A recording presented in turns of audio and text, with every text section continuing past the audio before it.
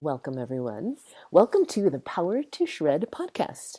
This is where unstoppable energy and peak performance are born from unlocking the power that's already within you. And it is my joy and honor to have Dr. Katie Damato here. And we're going to get a little closer in on her unique approach to this all. Dr. Katie Damato, a doctor of physical therapy and a certified yoga instructor, the founder of Balance by Katie. Quick little background, and feel free afterwards, I'll ask you so you could go into more detail. With a rich background spanning orthopedic rehabilitation, sports medicine, and yoga, Dr. Damato offers a holistic approach to wellness that empowers individuals to listen to their bodies and to move without pain. Welcome, Katie. Thank you for having me. You're welcome. So, just a little note for all of you. Katie and I met each other in California, Dana Point, California, Baby Beach performance paddling. And then from there, with the magic of technology, we've stayed in touch. And now I have the honor to be able to bring her on and share her story. And how about with that? What inspired you to go to pursue this path that you are on? Yeah, growing up, play and movement was just a way of life for me. I played three different sports. I played tennis, basketball, softball, pretty much year round, depending on the season. And I'd actually, in eighth grade, I fractured my wrist twice. First, taking a charge in basketball. Second, someone sliding into me at third base. In Ooh. the same season, I guess, it got the cast off and then headed to the softball field and then fractured again. And then I remember that summer having difficulty holding a tennis racket to get into tennis shape, and so I went to actually a physical therapist.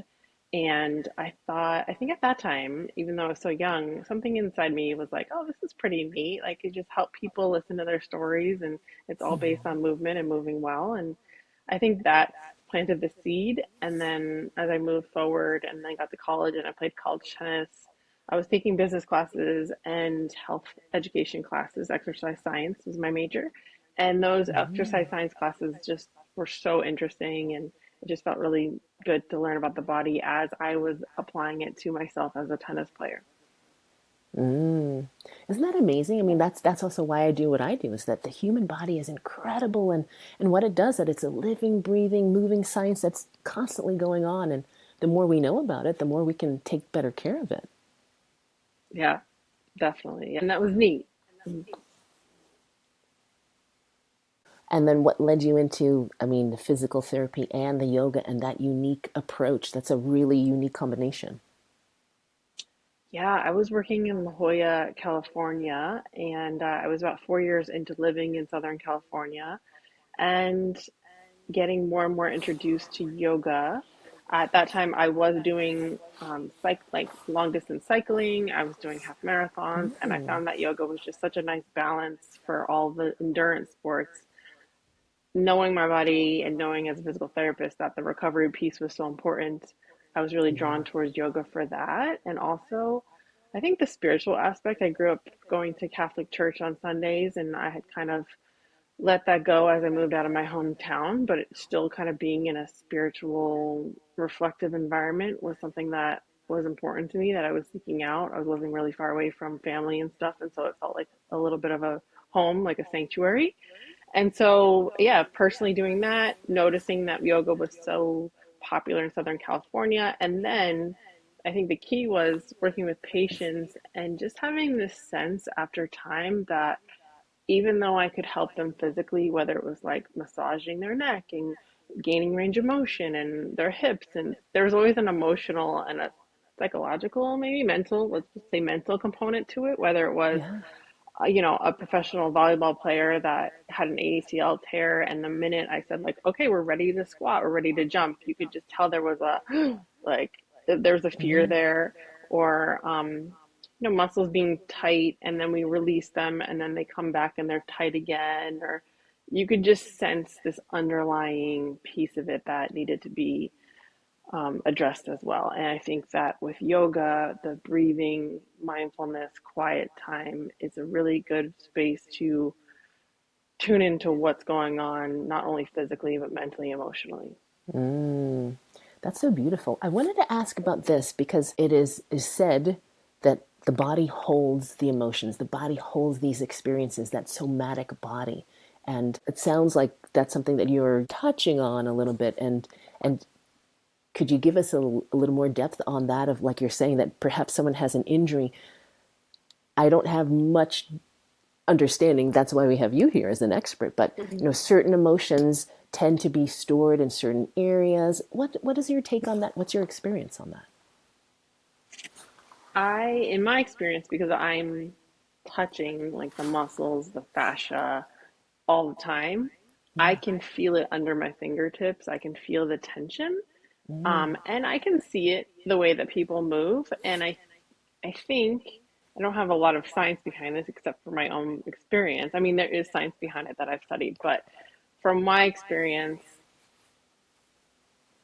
we just hold tension in different places in our body, and then it shows up in how we move, how we breathe, how we orient ourselves to the world. I mean, as simple as like I'm sitting here and say we were to have a tornado or an earthquake right now, something, the skies, I'm looking at the outside, like say the skies got gray or whatever, there would be there's a little bit of a reaction there. And I think yeah. that from my experience, when people are injured, I think it comes out a lot with motor vehicle accidents. Someone will come after a car accident, and there's just this tension that's within them that you say, okay, can you move your head to the left? And they'll only go super far. So you see some, not only go so far. So you'll see guarding, and then you put your hands on there and you can feel it.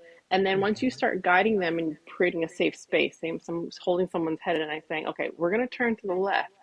And just that sense of safety, your hands guiding them, all of a sudden they have so much more movement, right? So that to me is very obvious. Like the body is guarding because it's scared to go into that position for whatever has traumatic has happened.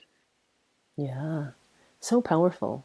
And that really Yeah. to me is what I love about your work and what you do is it's really tuning into the power within of the human body, of listening to the body and like you said, creating that safe space Hmm. so that there is the possibility to open up to healing and everybody's healing. I mean, the whole you're training, we break the system down and then we need to re-heal and hopefully just the whole beauty of the name of your practice, Balanced by Katie, to come back to a state of balance physically, mentally, emotionally, spiritually. Yeah. Hmm. That's all part of it.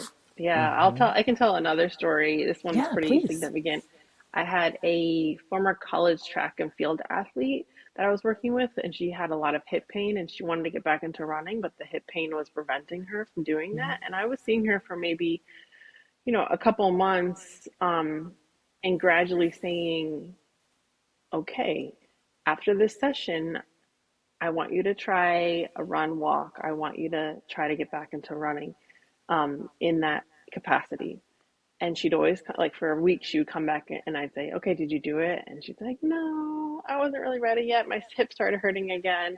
And then we would go back to square one, work through it. She'd be doing jumping, agility ladder, all this stuff with me and be fine.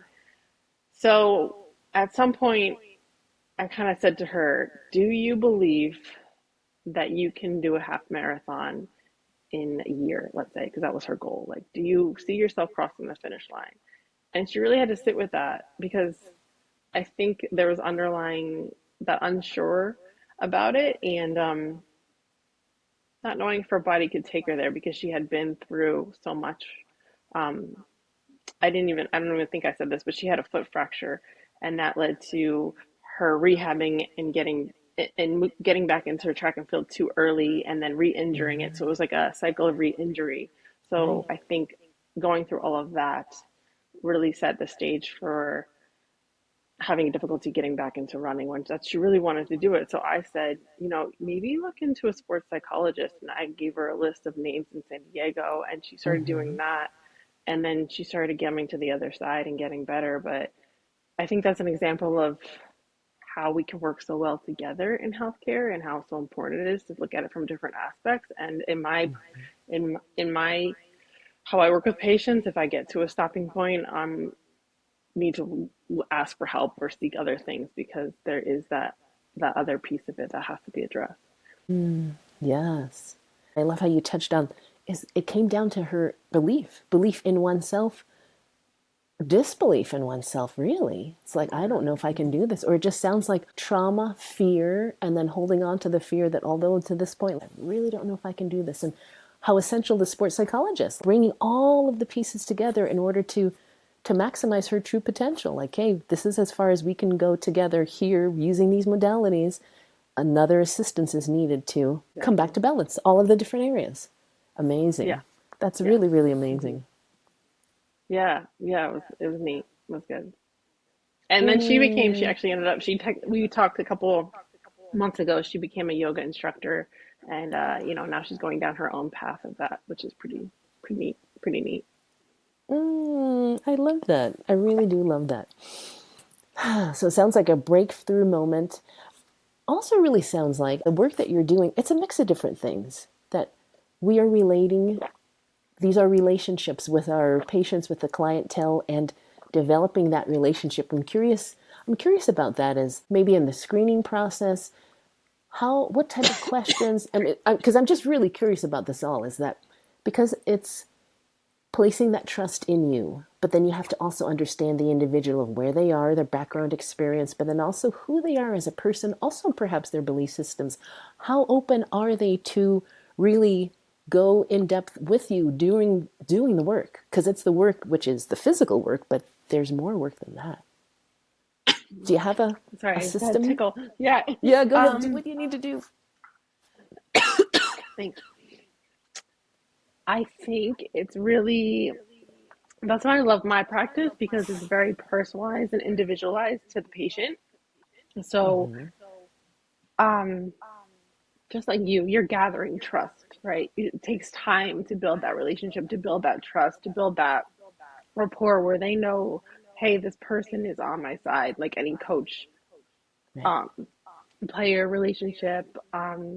Like they say, like doctors with good bedside manner, right? Like you're creating this connection Yeah. where they're putting their trust in you.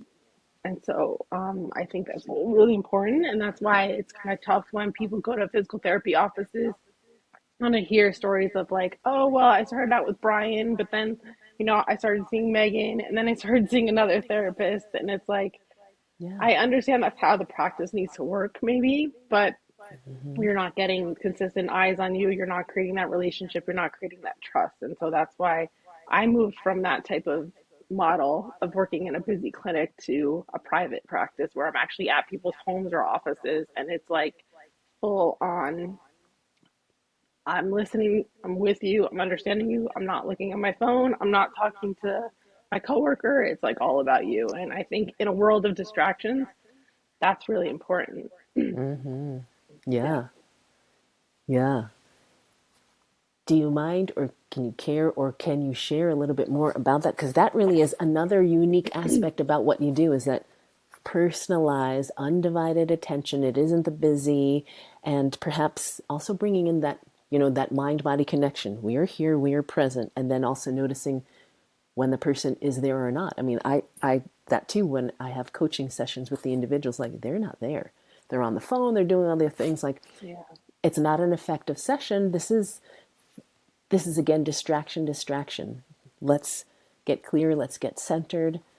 What is your approach on that? How do you integrate that into your systems? Like, share a little more Yeah. about Yeah. your, Yeah. Yeah. if you're Yeah, yeah. So a lot of times I meet people, sometimes they're like busy CEOs or investors, or, I'll get like the story like, oh, I'm running this new part of my business and I was up till 1 o'clock last night because I work really late, really well late at night, or like I had like, a few late or long days at work. And immediately that cues to me like, okay, like how do I get them centered? This is like noon on a work day. yeah, How do I get them centered here? Ask like, okay, how can I help you be present with your body today?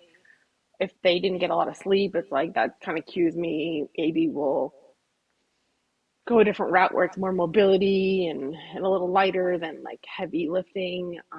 So that all comes into account, but also if I can sense that there's like tension from work, from family stress, from whatever, and maybe there's like I can tell their mind's moving fast.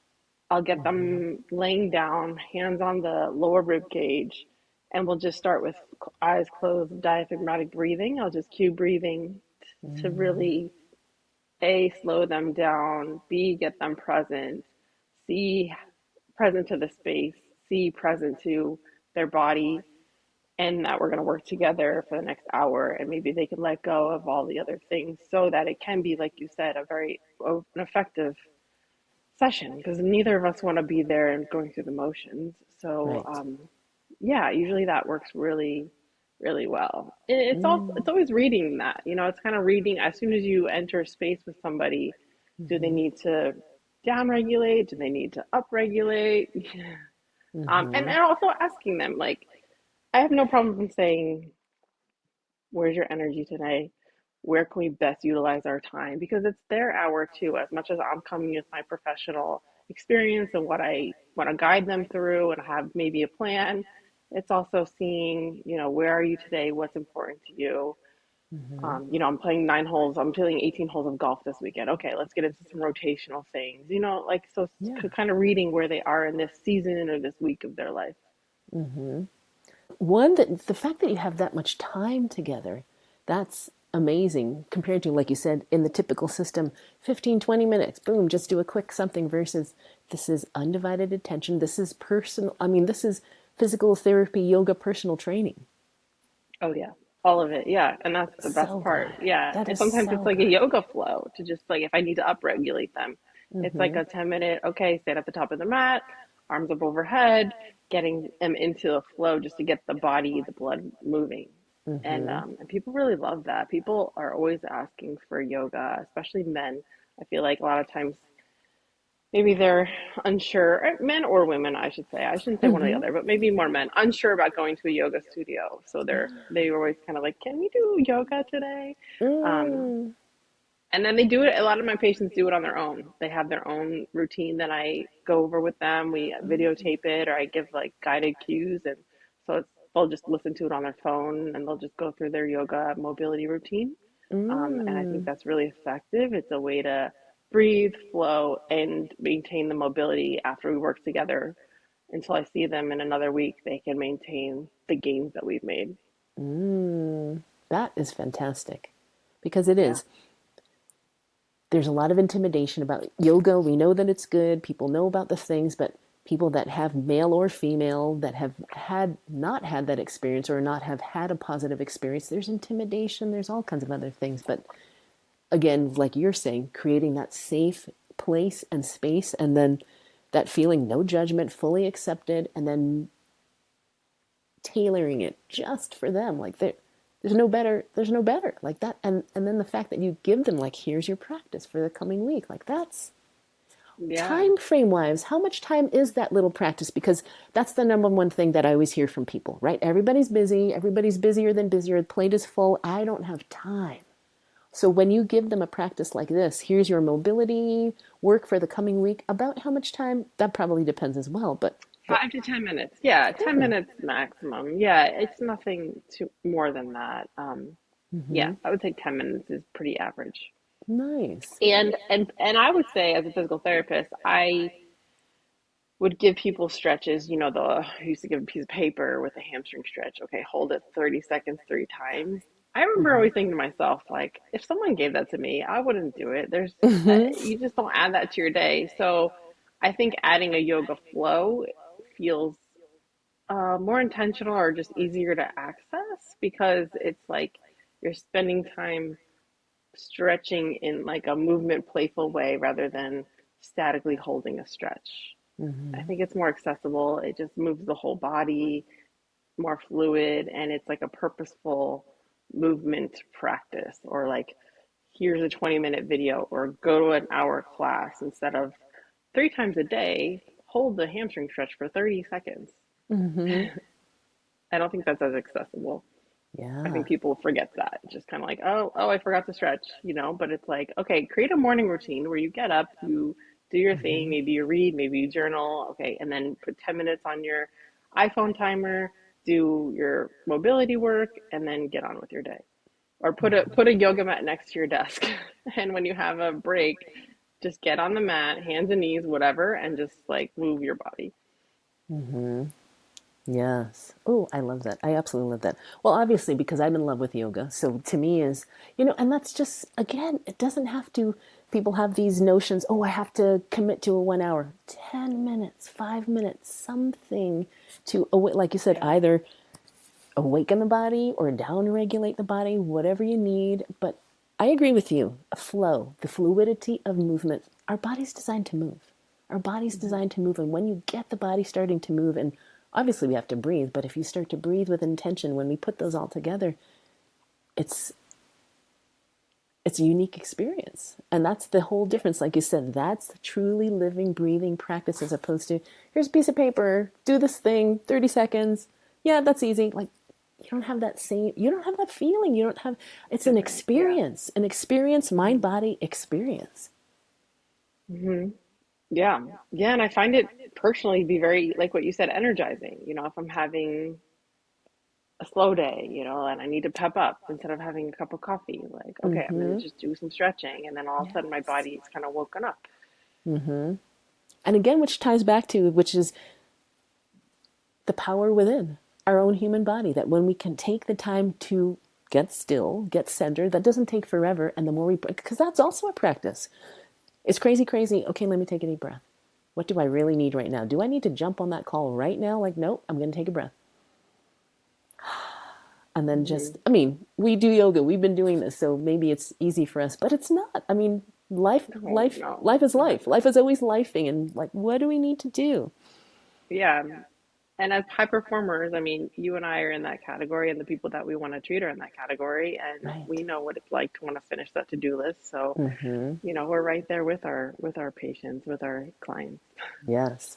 And I think that also is that edge because we understand. Because if we're not there, you can say, well, just do all of these things. But I wanted to ask you about your own practice and your routine. Do you have a routine, or are your days constantly changing? What could you share your Oh, practice? good Where do you find question. time for you? Because it's also what I find we need to embody what we are sharing with others, right? If we say, I need to find stillness, I want to find balance, it's not going to come across, it will not be received if you yourself are not in balance. And so I try to make sure when I have time, I start my day with some meditation, conscious breathing, a little bit of movement, depending on how much time I have, so that I'm prepared. I can create that space for the people that I'm meeting. But what about you? Yeah. I will say that the best mornings for me are getting up and getting like getting something in my body, food wise or nutrition wise, and then getting to the gym, and then coming back from that and maybe sitting with the best days are when I have like a daily message that I read. I actually have Mm, not done that in a while, but you're reminding me that that's always good. Like just a short, something to prep the day. I used to have mm-hmm. this book. It was called Surf Like a Girl, and it was Ah, they would just have little stories of women and how they found surfing in their life. Just something inspiring mm-hmm. to set the tone for a nice day. And then Mm, yeah, and then throughout the day, as needed, stretching, moving, getting down on the ground, and kind of down regulating through reading at night. I just actually signed up with a somatic coach ooh, yesterday. So I'm going to be wow. doing a 10 session she's somatic leadership coaching. So I'm currently in the season of working through the somatics in my own body, and not only, for myself, for first and foremost, but like you said, for myself so I can better be with my patients, my relationships, like all everything that we do for ourselves ripples out to everyone around us. So I think that's really Absolutely. important. So I'm just Mm-hmm. making sure to take care of me too, and like what you say, like yoga. I'm teaching 3 yoga classes a week right now, so I'm telling myself I need to sign up for one class a week for For me as you. well. Yes. So yeah, I'm always pretty mindful. I mean, I have this practice actually that I like that I would recommend for people that you work with, and you might have this that you do with them, but kind of sitting with a journal or a piece of paper. I like writing things and like writing out the buckets of things that are important to you, Mm-hmm. family, health, whatever is are your values, and then just taking inventory of how much energy you're putting into each of them, like your energy buckets. And I think it becomes pretty clear when you haven't called your parents in a while or your sister, or all of a Mm-hmm. sudden you see that you're like, that family is a little empty, like I need to put energy into that. Or, oh, like my yoga practice is a little empty, like my spiritual practice, like I maybe I should redirect some energy into that. So I like balance, like the name of my company, it's Mm-hmm. just like making sure that what I'm spending energy and time on are things that really fuel me and are important to me, because that's going Mm-hmm. to create the best me that there could be inside and Yes. outside. Yeah. Mm-hmm. And that's a simple reflection. It's a simple reflection, taking some time. I think, again, it's just carving out a little bit of time to look at what are my values? What is truly valuable to me? And am I using my precious time to nurture those areas that I say are of value to me, are of importance to me? And Hmm. so good. And so then how much time, like, is that something that you do as a weekly practice where you look like, okay, let's how did the week go? Is it more of starting the week, ending the week, reflecting back? How did that week go? Or maybe it's a little start the week, these are my values. This coming week I have these things going on. Let's find balance in these buckets. And then at the end of the week, a little reflection, like, how did I do? Oh, okay, I'll do a better job. Oh, Yeah. I really like what I did there. Yeah, usually for me it's more of I'm always prepping my week, but I think the end of the week is when I take inventory. And lately it's been more, I actually had a week of maybe a month or so ago where I was like, wow, that felt so fulfilling that week. Like, Mm, however I spent that week. And then I went back to my planner and I actually looked at, and I think I even recorded how much time I spent in all these different aspects to just be like, okay, that's my ideal week. mm-hmm. So moving forward, how can I continue to recreate that? Because I Yeah. felt just really balanced in the things that I did, like we were just talking about. So I think it's definitely a Mm, reflection type mm-hmm. thing. Hmm. Yeah. Mm. And then just having the holding yourself accountable, and then you can look back and actually see, as opposed to, I mean, there's different things to see, but also feel like, wow, that felt rewarding. That felt nourishing. Like, food. Oh, that tasted so good, and it was nourishing, and it was healthy, and the movement that I did, and to look back. And I like you said that, because then it's also a reference point. Oh, what did I do there? Can I recreate that? Can I create that, recreate that? And Hmm. that's a really powerful practice. And again, I love what you're sharing too, because these are simple things. These aren't a whole life transformation. Like, just take some time and look at what your week was like. Yeah, yeah, and it's been also a challenge for me because I can tend to want to say yes to a lot of things, Mm-hmm. and to know, like, where my energy is best directed, like who it's with, who I'm in front of, or who I'm collaborating with, or how I'm spending my time indoors or outdoors. And I think that for me, I also have just been through a season of taking on too much. And so now, Mm-hmm. and then I can feel that irritability and frustration come up. And so that's like time to check in, like look at that and think, oh, I Yeah. need more white space in my calendar. I need to simplify and Mm-hmm. like down regulate, simplify a little bit, because that just was too overwhelming, even though it was exciting and fun maybe, but it was too much. Mm-hmm. Yeah. And that's really powerful. And that's taking control of one's life. And that is where our power lies. That it comes back to power of choice. We can choose. Maybe I should say, we get to choose. And that's how we empower ourselves. Like, I can say yes and I can say no. Saying yes here is actually draining. And so I'm not going to Hmm. say yes in the future. I know I'll have Hmm. other opportunities, right? And then also, too, there will be other opportunities. But can I do a better job? Like you said, can I have some white space in between? Part of mine, too, I mean, literally, like today is one of these, like back to back, but it's like, okay, that's not forever, because that's not the ideal way to be living life. But then also that Hmm. reflection, can I do a better job next time? Or maybe I should say, like, okay, not only can I'm going to ask the question, yes, I can do a better job next time. I'll put some filler time in there. And Hmm. I think that's also the beauty too, that this is our lives. It's that flow.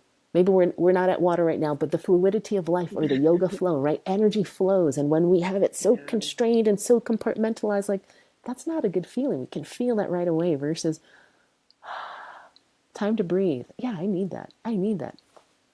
Yeah, yeah, and going back to, I feel like yoga just allows that. As soon as you enter a yoga studio and you lay in your on your back, and the instructor sets the intention or asks you what your intention is, it's just that space, just kind of like being on the water too, right? Yeah, I was surfing in Southern California, and you don't have a phone out there. You just have you and your friends and the waves and the and Right. and the birds, the pelicans. It's like time to just be.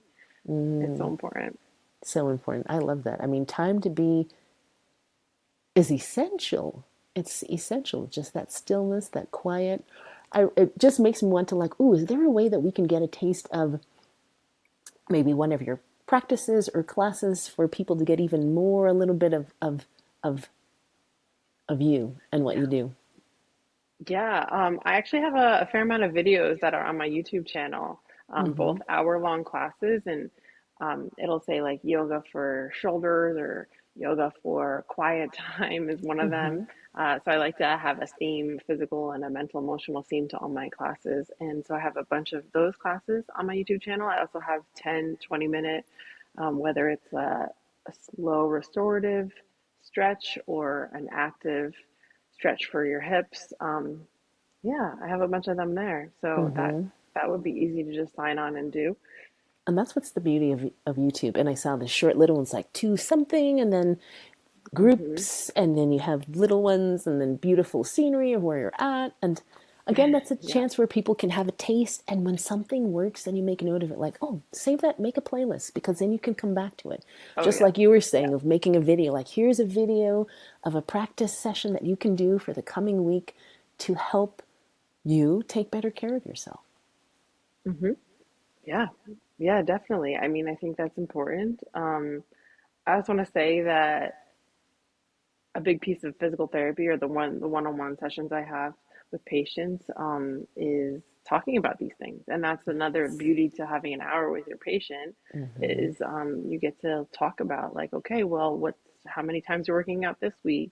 We're constantly figuring out like, well, is that going to feel good in your body? Okay. And I actually just worked with someone this morning, and she's saying that her job is really stressful. Just in this segment, something changed. It got really stressful, and the only classes she's doing for working out, I mean, she's doing 3 to 4 workout classes a week. She does them at 5:45 a.m. before her small kids get up, but they're kind of like hit and sculpt and powerful classes. And so I challenged her because she's holding on to tension in her body.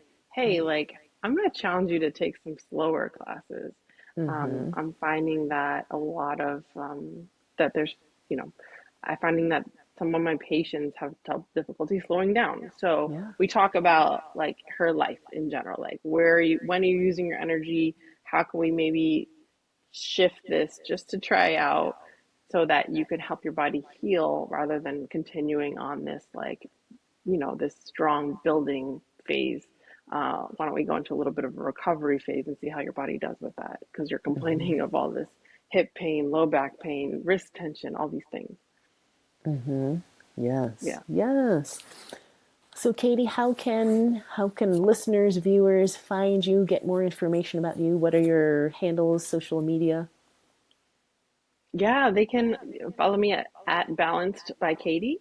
And then my website, balancedbykatie.com. They can sign up I have a monthly newsletter that has it has exercise videos in it. It has inspiration and education, some research articles, and Facebook, Balanced by Katie as well. And yeah, and then also on my website, there's a contact page. So people are free to contact me via email. We can do a virtual call as well. I do see patients virtually in California and Ohio. I'm actually Nice. headed to San Diego mid-May, and I'm seeing some Ooh, so am patients I. there. So, Maybe oh, we can link up okay. our calendars. Yeah, that'd be Yay. great. Katie, it's been such a pleasure. Are there any closing remarks that as we come to a finish that, ooh, I wish I could have said this? Yeah. I think just a big thing that can tie this all together is the relationship that you have with your body and making sure that Yes. you're tuning into that on a regular basis. There's so much that when your eyes are open, there's so much input that you're taking in, but just to take time to close your eyes and like really go within and just ask your body what it needs to feel safe, to feel strong, and all that. I think the power of relating to your body and understanding it is really important. Thank you so much for sharing that. And Katie, thank you so much for You're your welcome. time and thank you for what you do. Yeah, thank you for having me and for having this platform. It's a great way to feel inspired and energized and gain information. Yes, that's the whole goal. Yep. Thank you, everyone. Thank you, Katie.